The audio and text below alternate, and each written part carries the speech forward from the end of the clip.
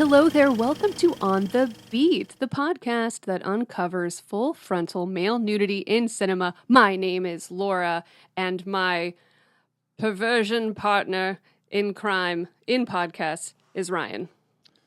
Yeah, I'm just your podcasting partner. There's no perversions here. That's what you say. And we're going to dig in to what the perversions are while we talk about the 1996 erotic drama, Female Perversions. Yeah, see, it has nothing to do with me. I'm not a female. We're going to find out. We're going to find out, is Ryan a female? Has he been lying all this time? Everyone's no, I'm not. a little bit of a lady and a little bit of a man, yeah? Well, I think Chromosomes we're all... and something like that? Yeah, I think we're all conceived female, and I think there's something that's put in there, like at that inception point that makes it male. I think that's what it is, or it's the other way around. Either way, sounds great. That was some science. And now on to other things. Less science. Female Perversions was directed by Susan Streitfeld in her feature debut, starring Tilda Swinton, Amy Madigan, Karen Silas, Frances Fisher, and Clancy Brown. Yep. And I'm going to give you the synopsis, and guess what? It's long. That's usually the sign of something bad, so here we go. Synopsis pulled from Letterboxd. Oh, I'm going to stumble all over this. Okay. Eve Stevens, a beautiful and sexy high-powered attorney, is up for appointment as judge. But below her veneer of self-confidence lies a darker side, one in which she is driven by bizarre visions and sexual fantasies. After a series of events, including rescuing her sister Madeline after her arrest for shoplifting, being rejected by her lover John during a surprise visit, and finally meeting with the governor regarding her judicial appointment, Eve becomes unraveled. In a stunning and climactic conclusion, Eve is forced to confront her fears and, more importantly, herself. The tagline is, "Dare to let yourself go where you've never been before." Well, I had to laugh because you were like coming up to her appointment as judge. I was like, right, okay. Yeah, no, that was really long. Also, didn't glean anything from it whatsoever. My name is Judge. Judge. Here comes the judge. It's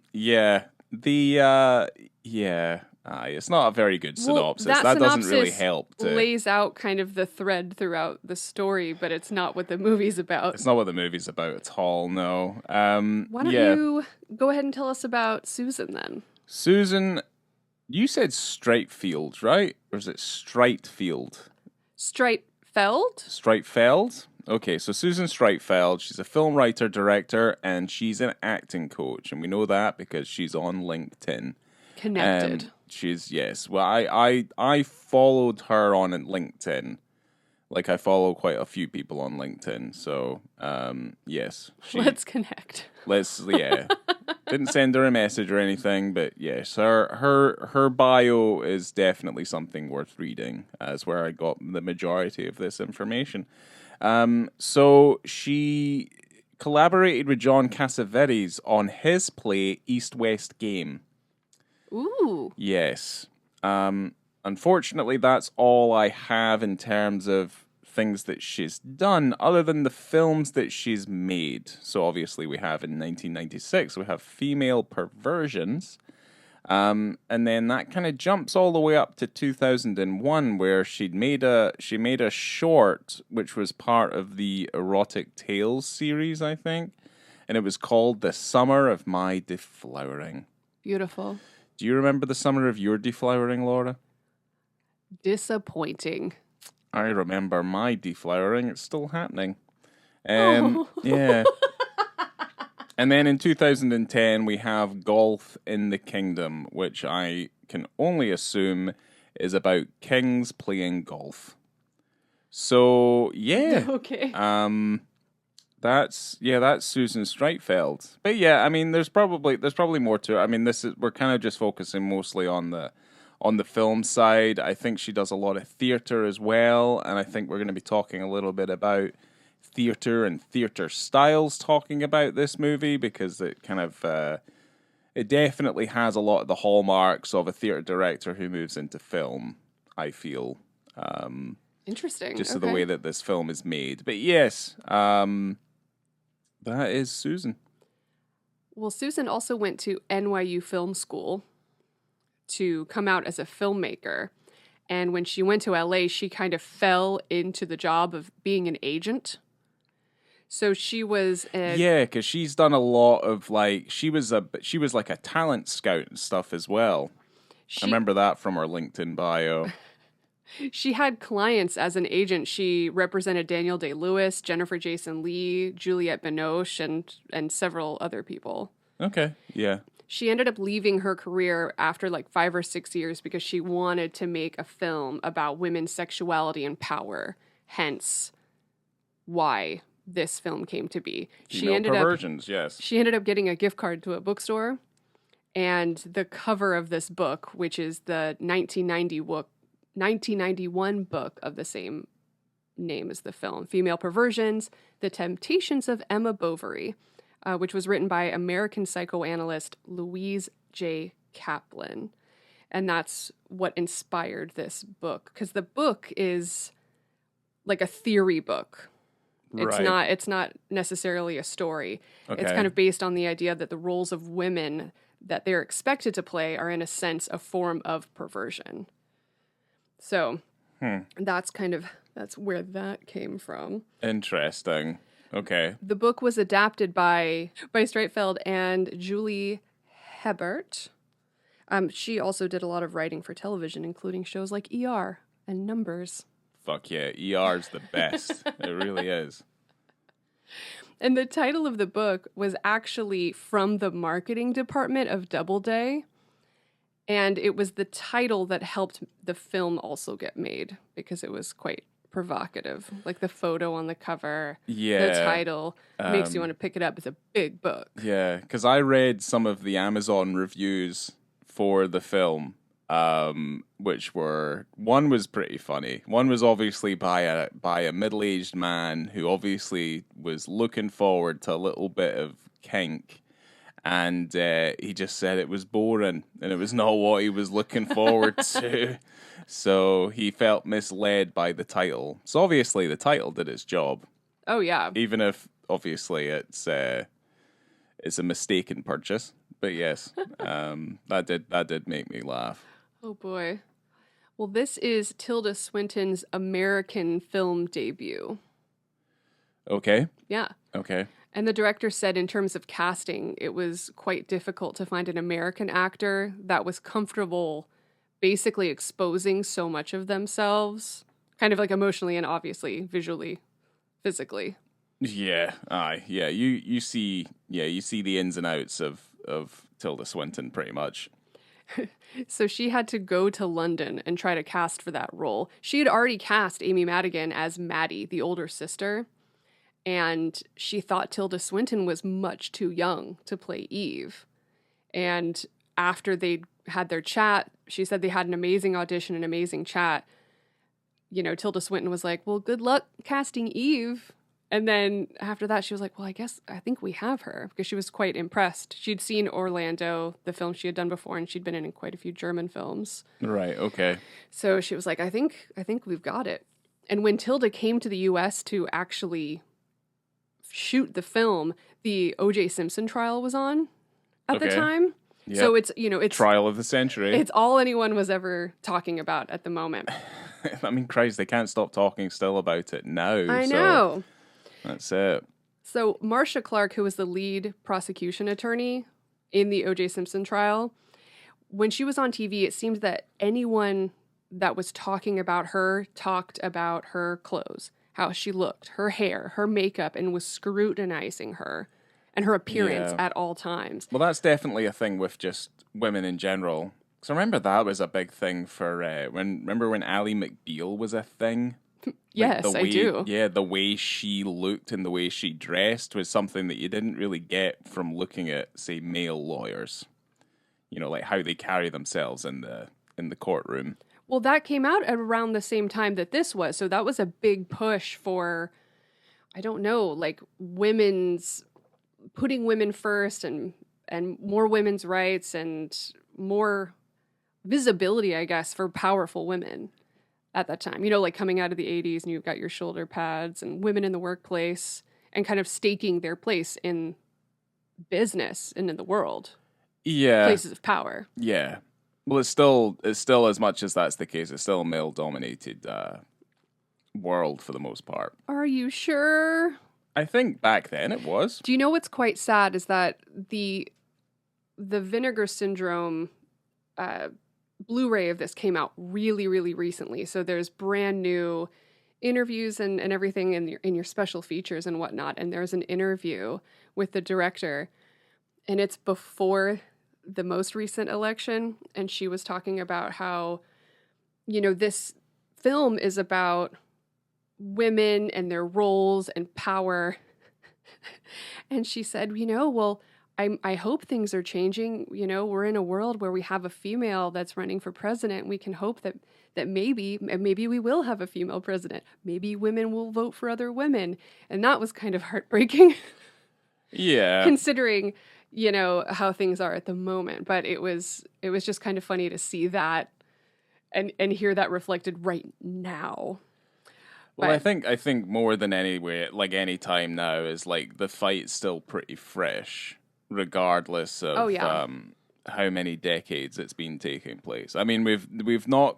Here's the issue, or at least the thing that I see, is that we've not come so far forward in society as, say, back God knows how many 100 years or so, when women were throwing themselves in front of horses. Like, we really haven't gotten that much further on as a society. That's kind of how I look at it. Votes for women. Yeah, so... Votes for women. Yeah. But anyway, politics aside, yeah, well, she has a good point in that, yes, there should be more female voices in cinema, and I do think things are leveling out to the extent that there are some pretty strong voices out there in cinema right now. So, well, I'm just going to finish up talking about O.J. Simpson. Obviously, Marsha because Clark that's why we're all here. Played into Eve's character quite a bit. Okay. You know, as in the beginning of the film, we're seeing Eve in her element, right? We're seeing her in her role where she's an attorney and, you know, she's doing her freaking job. But all you're seeing is very close-up shots of, like, her mouth speaking, her clothes, you know, the cut of her business outfit where you can not even see her cleavage. It's just a shadow of her cleavage, her hands, her fists. Well, she's surrounded by men who are judging her and looking at her. Yes. I think that's what it's meant to signify. It absolutely is. Yeah. And it's interesting because you know how the film starts with that fantasy sequence that persists throughout the film. Usually when she's orgasming or having sex is when she's having these erotic fantasies, which are the weird tightropes and Roman Greek symbology. Bondage. The bondage, yes. It's all very dark. Things that are affecting her in her personal life start to kind of meld into this like dreamlike fantasy world that she's generating. But obviously when she's coming, that's what she's thinking about, is the tightrope masked Greek Roman individuals in the dark. So yeah. To each their own. That title sequence was not meant to be that fantasy. The director wanted it to start in reality, in the film, in her world, and not necessarily in her fantasy world. But they had to change it to appease the distributors for whatever reason. They didn't want all of these fantasy sequences. So in order to kind of make it work for the distributors, she changed it so that it started with a fantasy sequence. But she wanted the audience, the goal was to make them feel a little lost and to just kind of follow along with your feelings. Okay. So, and that makes sense because there are several times when I watched this movie for the first time, I didn't know who was a real person in her life and who wasn't. There's ones that are clearly real, like her sister and things like that, and her boss probably. But there's those moments, let's say when she meets the young doctor, Yeah. and there's those sexual sequences with her. I didn't know that she was real. I knew she was real, but there's times where I didn't realize that they were actually having sex. Yeah, I think, well, I was able to make that distinction.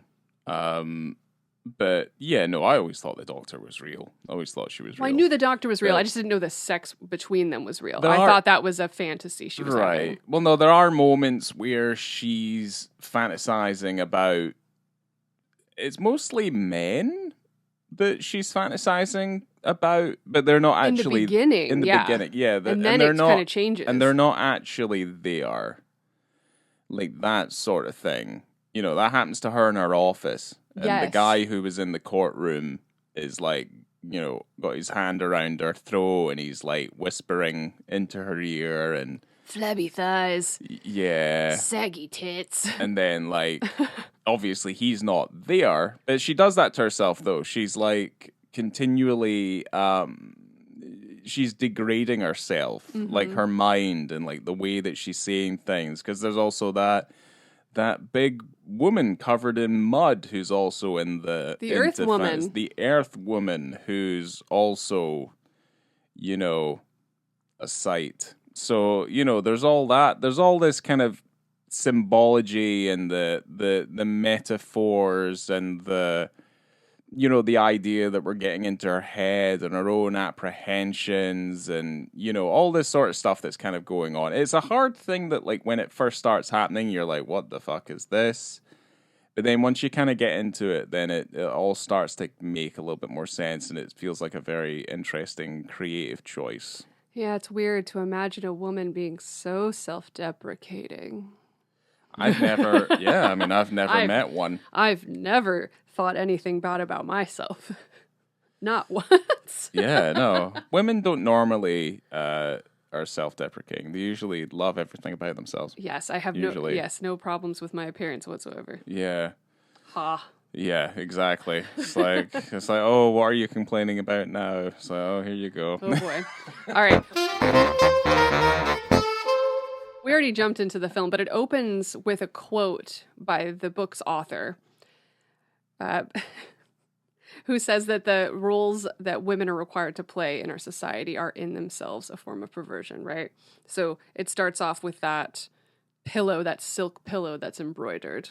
Yes. And then we jump into a cool sex scene right in the beginning after the title sequence. Yeah. With one of Eve the finest and- character actors ever. And yes, playing the character of John, Clancy Brown, the one and only. So fucking good. He's only in the film for like 5 minutes, but he's great. He's like the Philip Seymour Hoffman of this movie, where he just jumps in and you're like, hell yeah, Yeah. Clancy Brown is here. Clancy Brown is here to save the day. Here we are. If you guys are like, oh, who's Clancy Brown? As soon as you Google him, you will know exactly who he is. And he's been in The Adventures of Buckaroo Banzai Across the Eighth Dimension. He's been in Highlander, Pet Sematary 2, Yep. The Shawshank Redemption, Starship fucking Troopers. Yeah, I mean, Shawshank's maybe one of his biggest ones. He's also the voice of Mr. Krabs in SpongeBob SquarePants. Yep. And you see his penis and his balls. You do. It's his scene, and we're already there. We've barely even started the movie. This is 4 minutes and 33 seconds into the motion picture. Yep. And you see Mr. Krabs' balls. It's awesome. It's really great. Yeah. Yeah. I mean, I don't know if that's amazing. Like, obviously, you know, Mr. Krabs. It is amazing. You're not expecting to see that from Clancy Brown. You've seen him in everything else, and then here it is, and it's right at the top, right at the beginning. But yeah, it starts off with a literal bang. Let's set the scene. Right, calm down. Let's set the scene. So we've just gone through the motions of her visions, her dream, her Fantasy. Her fantasy, the thing that really kind of gets her going. And yeah, they're having sex on a bed. Yes. And does it doorbell go, or does the Yes. right? So the doorbell goes, and they're conversing. And she rolls over, and she gets out of the bed, and then he rolls back, and then it's obviously at that point everything is exposed. This is all in the single wide shot that we see the entire time. We see everything. Everything is there. Everything at all. Everything is there. And obviously, I think, because I feel like there's a quota. So, like, he doesn't just lie there completely comfortable exposing everything. Is that he's, again, at the end of the shot, trying to cover himself up because, again, this is the movies. Well, he does a thing with his leg that I don't think I've ever seen anyone physically do, is where you're laying kind of like on your side and then you flip a leg over the other leg just to hide things. I don't think anyone would actually sit like that. It's a weird position. It's also incredibly dangerous because what if you pinch a ball? I know. Like between your thighs and then one, like you've just got a single nut just like sitting in between your thighs and trapped you're just in. Like, it's not good for you. You know what I mean? That's how you lose nuts. But yes. Yeah, that's true. I mean, that's the scene. That's our introduction to John. Yes. And that's our intro to John, and we don't really see John again until about halfway into the film. We see John 3 times. Not enough as far as I'm concerned. Not enough. I mean, the second time we see him is one of my favorite parts of the movie. But yeah. I We're not going to spoil that for you, though. We're not? It was my review of the film. Oh, really? The shaving? Yeah. John shaves Eve's pubic hair. It's amazing. It's so weird. I love it. I mean... That's all. I don't know. Yeah, Hairstyling by Clancy Brown. Yeah. Well, either way. I mean, this is the way. This is the way. And I think that everyone will have noticed when watching the film, there's several quotes from the book littered throughout the film. You see it on a bus bench, on the side of a public telephone. It's on the TV, in a magazine. These were things that I noticed that made me feel like it was a lot more theatrical than it is a film. Like, it feels so incredibly staged in a way. Because there's a lot like her office, the interior of like the lawyer's building and stuff like that, like the way the elevator doors stay open, all that stuff. It's all very much, it's staged. Like, it's very staged. And to me, I feel like it borders on this idea that you're aware that it's fake. But then you're also aware that it's meant to be like a reflection of something that's happening in real life. So for me, like that's that sort of thing I find kind of interesting, where you're kind of questioning it, where it's like, well, this isn't a real structure. This is obviously fake. And that's kind of happens, and it's littered through quite a fair amount of the film, I feel like. And that's kind of where a lot of that theatricality comes from. Also the dialogue. Dialogue's very... particular, I would say. It's very exacting. Yeah. It's got its own kind of style about it. In her LinkedIn bio, Susan's films are known for being visually striking, which I kind of agree with and kind of half agree with. When she's having fun with her fantasy sequences, it's really fun. Yeah. Yeah, there are no Big Lebowski levels of like, visions. That's kind of what I like, visions, dream sequences. Yes, that's kind of the tip top of those. But yeah, these are fine for the metaphorical and the symbology that they're putting out here. But it does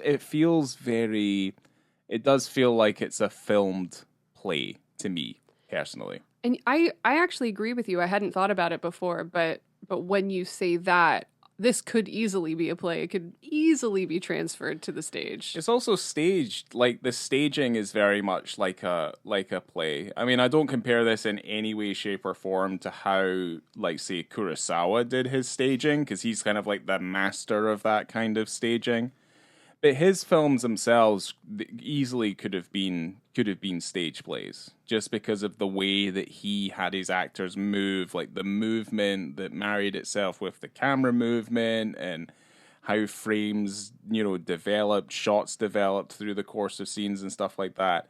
This doesn't really have that kind of level of mastery behind it, but it has elements of it there, so yeah, you kind of get that idea that, like, okay, yes, this could work on a stage, just because of the way the characters are moving and how they're, how they're hitting their marks, all that sort of thing. So, I was just thinking about the masterful hammock maneuvering that happened. Made me wonder if that was actually Eve's bed where she slept, or if that was just an indoor hammock for fun. That was the stuff that just didn't ring true, because no one can be that masterful in a hammock. There's no such thing. That doesn't exist. The two of them, what is the doctor's name? I forget. Is it Renee? The doctor, I think it's Renee, and Eve have sex a couple of times, and it's always in that hammock. Yeah. Just seems impossible. It feels like they're drinking in the hammock. A conversation would have had to have been had hammock. Before they got in the hammock. Happens like, how every time. logistical is this hammock situation? Because I would just be like, no, because if you fall out that hammock, game over. What if I fell on my boner? Neither of them are going to fall on their boner because they are women. Yeah, but what if they fell on their boobie? You don't want to fall on a boobie. Oh, and if one goes, they both go. Yeah. It's over. Yeah. My notes are relatively quite scant, but one of the main kind of points in the film is that it keeps on reverting back to stuff that's happened in her childhood, because obviously she's dealing with her sister who's effectively a criminal. So she's a lawyer, and now she's defending... I don't know why that wouldn't be a conflict of interest, but she's defending her sister against, obviously, crimes. And they talk about kleptophobia and stuff in the movie, where it's like you get a sexual gratification out of stealing items because that's what she's doing. And yeah, they keep on harking back to a moment that happened between their parents, where the mother starts getting saucy with the father, and the father's not really in the mood for it, and pushes her down and gives her a bloody lip. And I think Tilda Swinton's character, I think Eve sees it. Okay. I found this odd because I thought that moment was going to show when her mother died, because she said that her mom died when she was 13 years old. So I thought that moment was showing the death of her mother, but I don't know if it was. No, because then it's like the father, killed her? I know. It doesn't make any sense. It's something that's a little bit out there, where you're like, I don't really understand what this is about. Because she's also not. It's not as if that violence against her mother was transferred into a sexual kink for her either. It doesn't seem like she's really into getting, Well, I don't think that's what it kind of came about from. But I mean, I think to me, it was more a signification that she necessarily, like, I mean, maybe she had like this association that men were more associated with violence and hatred against women, as opposed to, because Eve is a character. She's probably bisexual. She's having sex with women. She's also having sex with men. I guess it's kind of whatever floats her boat at any particular moment. Love is love. But you can tell that, like, the men in this film, they're quite domineering, and they're basically telling her what to do. and they hold all the strings, and they very much are incredibly opinionated, and they're judgmental. And with the female characters, you don't necessarily have that. The female characters in this, because there's a wide spectrum of female representation in this film, they're all incredibly well-rounded, but they all have their own little things that set them apart. Like, they all have issues that they're dealing with. There is a point towards the end of the film where I do feel like a lot of female characters were kind of pushed in towards maybe the second half of the movie, that all are almost in a way like a cartoonish kind of archetype of a woman. Yes. You've got the young little Edward Furlong, the dirty little Edward Furlong girl. Yeah, the pig pen.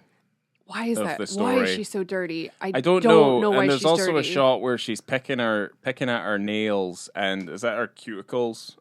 With a fucking knife. Yeah, well, she also at the dinner table. She cuts herself.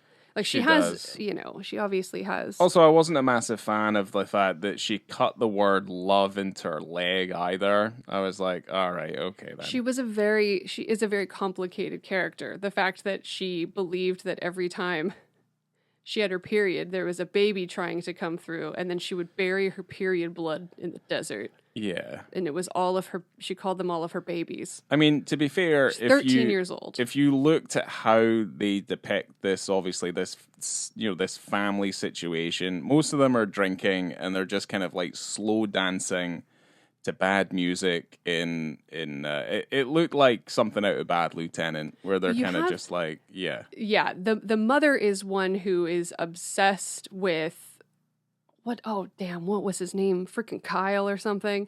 Yeah, some guy. She's all like, dude she's just obsessed with. We never see the guy, but that is her main focus, is getting this guy to tie the knot. But she's obviously desperate for companionship. Like that's because her sister, or the aunt, who's kind of the more like the cougar-esque, she's kind of very independent, and she's got a lot to say, very kind of sexually charged. So the fact that they acted that way around that 13-year-old girl is insane. The aunt is having her niece take boudoir photos of her in the living room with her. I mean, the amount of casual titties is pretty incredible. There's a ton of titties. Yes, there's a ton of titties. The only person who seemingly did not like the titties was the father in the flashback. Yeah. Because the mother took his fountain pen, and we all know what a good fountain pen is like. She's like rubbing it on her boobies. That was hot. And on her nipple. That was a hot scene. Yeah, but like he didn't want titties on his fountain pen. See, that's how you know a relationship isn't going to work. You just got to get out of there. If you can't rub a man's fountain pen on your titties, then it's no good. I think there's people out there who understand that it's hard to get a good pen. So when you have a good pen, if you have a good pen, you don't want anyone messing with that pen. Like a good right, I'm always on the search for a really good right. I mean, I do love a pen, but good Lord. It's not just the pen, though. It's the right. It's how it writes. Well, this woman rates sexual relationships with her husband over a fountain pen, and he doesn't. No, he doesn't. He was fucking pissed. That's why he probably killed her. Yeah, aye. Just saying. The fucking taper of that pen he probably had was perfect, and she's put all her fucking dry titty skin all over the end of that. Dry titty skin? Yeah, probably. That's probably what's happened. Her body is beautiful, okay? Everyone has a beautiful body. But he doesn't want titties on his fountain pen. Stop it. End of story. This is ridiculous. So the aunt, when her sister comes home, who's also the mother of the little Edward Furlong,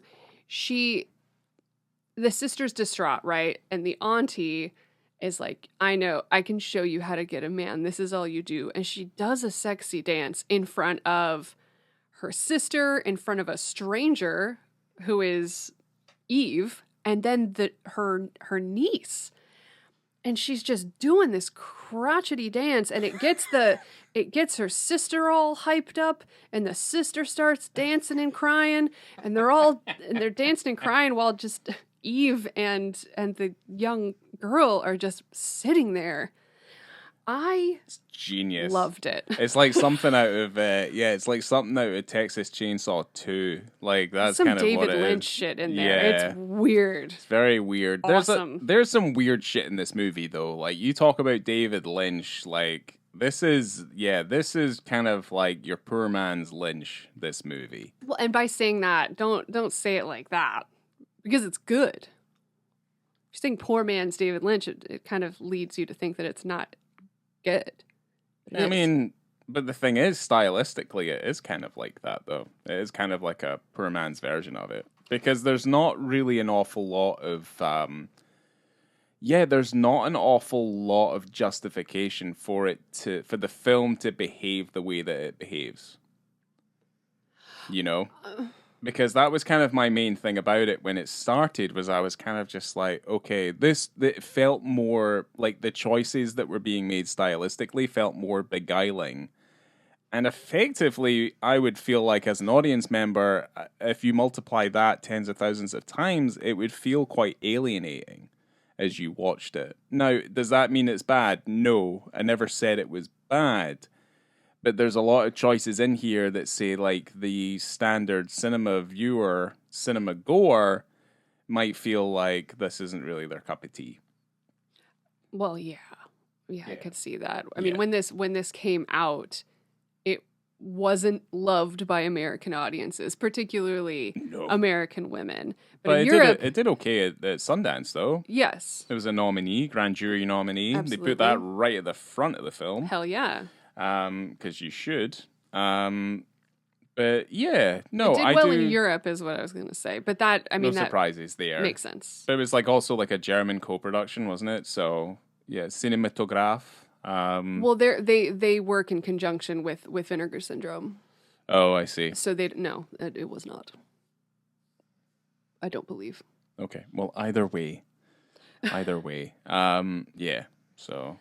Yeah, little boudoir dance. I mean, before we move on to our ratings, let's just remember that there's a story between the two sisters where Eve is a little kid who was constipated, did a poop in the bath.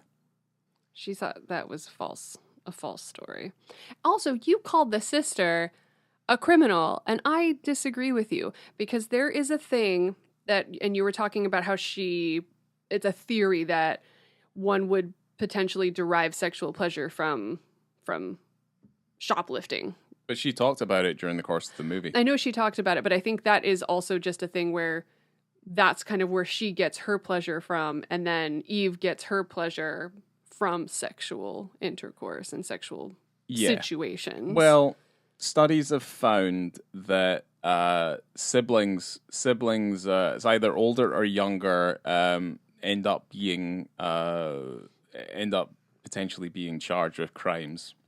More likely, I think the first sibling is always seen to be the good sibling, and then the second one ends up being the one that gets in trouble. Yeah, and this is also before we get into the rest of it. I wanted to bring up again about how brought it up earlier about how the distributors wanted they actually wanted all of the fantasy and all the dream sequence completely out of the film, specifically the Earth Woman that kind of comes in towards the end of the film, who essentially pushes Eve to like cut herself in the bathroom. Right. When she has that nightmare of the Earth Woman, right? But the director fought for those sequences, and she said it was really hard, really tough to get those sequences to stay in the film, because she wanted it to be more of like a deep dive into female roles and sexuality rather than just like a nice kind of story between finding her, Eve getting back in touch with herself and her family.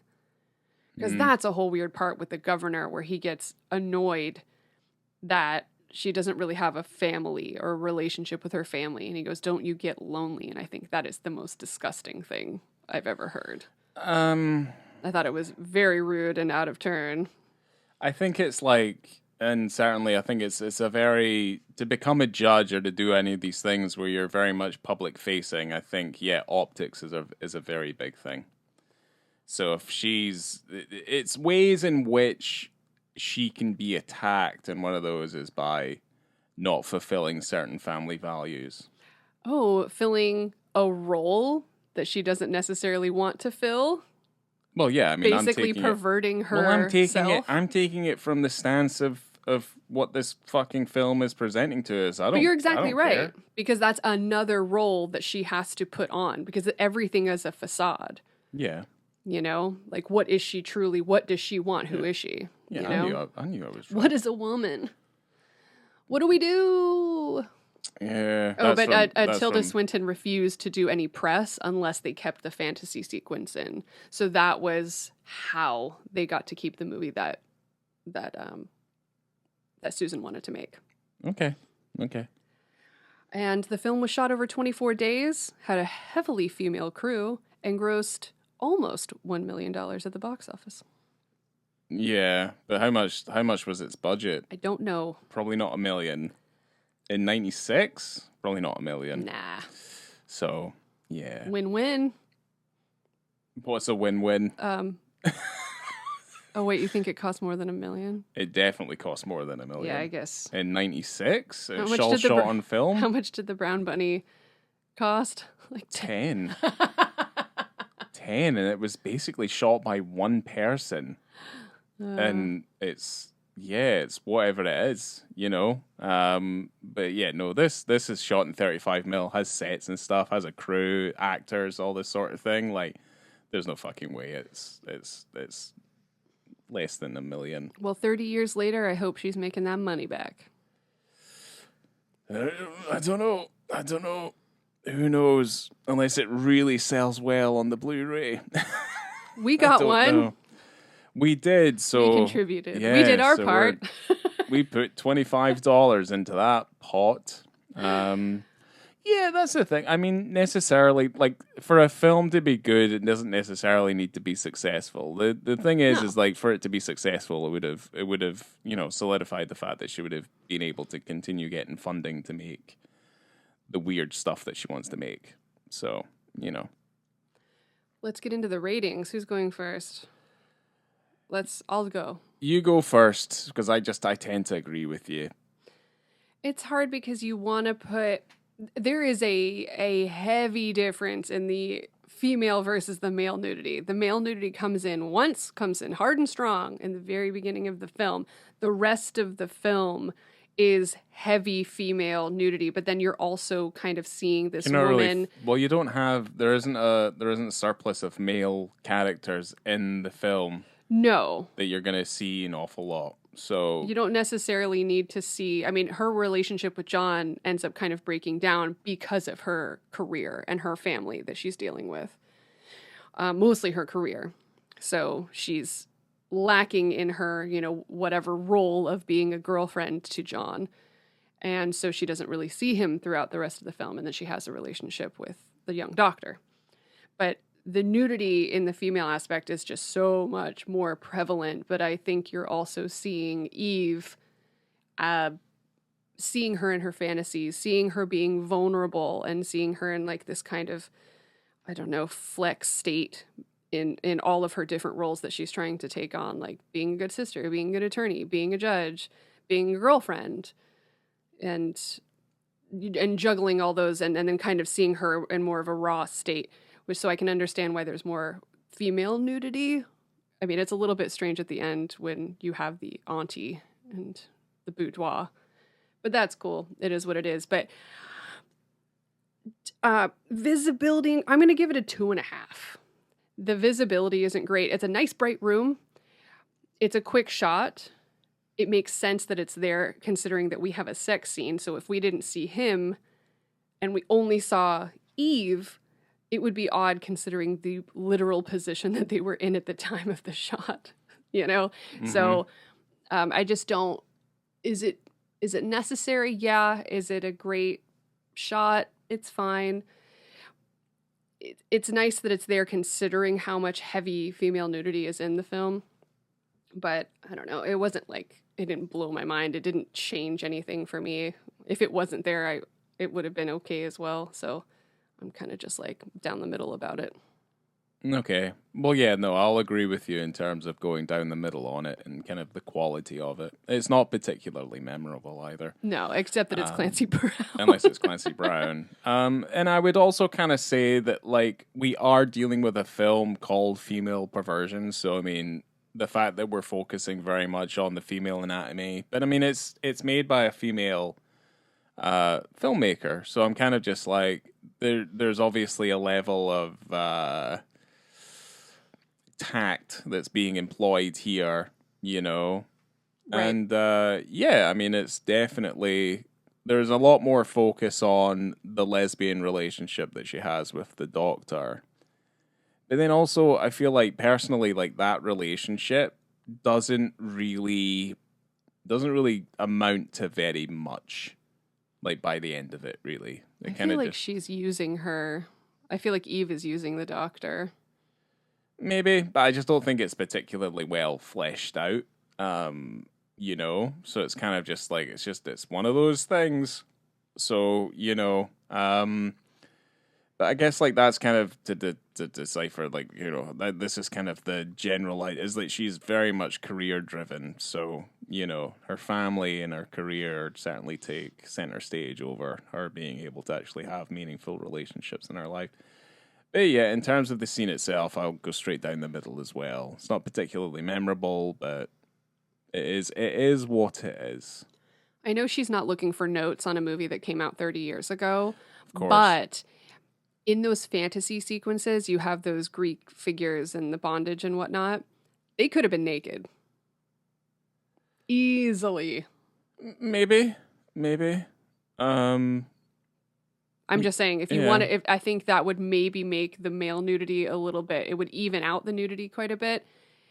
It wouldn't take away anything, you know, because Eve is naked in those sequences. But they do effectively, we don't unmask them, but they undress them and they see a pair of boobies. I feel like it's another female entity. So it would have been interesting if you had these male figures in the beginning that kind of change, you know, because they do change. Mm-hmm. In the beginning, they're male.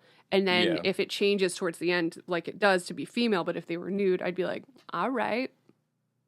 But then, you know, you're already having trouble with the distributors in your fantasy sequence, and then just to plop a bunch of dicks right into before you even see the name of the movie. Yeah. I think she might have run into some trouble. Yeah. All right, I argued myself out of it. Okay. There we go. And Well I'm going to give the movie a 4. When I first saw it, I gave it a 3.5 because I was like, what the hell is going on? I like this, but I'm confused. And I saw it again and I was like, all right, I'm here. I'm with it. I'm for it. It's a weird movie. I love weird. I love people trying things, changing things, having some interesting visuals, having an interesting story. Tilda Swinton is amazing. She's always amazing. And all the female characters are interesting, and we barely even talked about any of them. We barely talked about the sister and her PhD. Like there's so much going on, but I really enjoyed it. 4 stars. Yeah, I also gave it 4 stars. A lot of it's based on the style that it adopts and some of the ideas that it's trying to put forth. So I think it swings and it misses a fair amount, but that doesn't kind of detract from the overall enjoyment and interesting nature that the film is presenting here. So I gave it a 4. It's solid enough. And yeah, I'm gonna leave it at that. Wow. Well, that's it. Coming to you from the Easy Restaurant. Okay. Which was a sign outside of the motel. I've been Laura. Don't put titties on your fountain pens, guys. Ridiculous. Don't. You put your titties anywhere you want. Anyone. Make sure to follow us on Instagram, the socials, at On The Beat, BITTE. We're on Letterboxd. And everyone, do me a favor and stay as beautiful as you are now. All right. It's a line from the movie, dude. It is a line from the movie. But...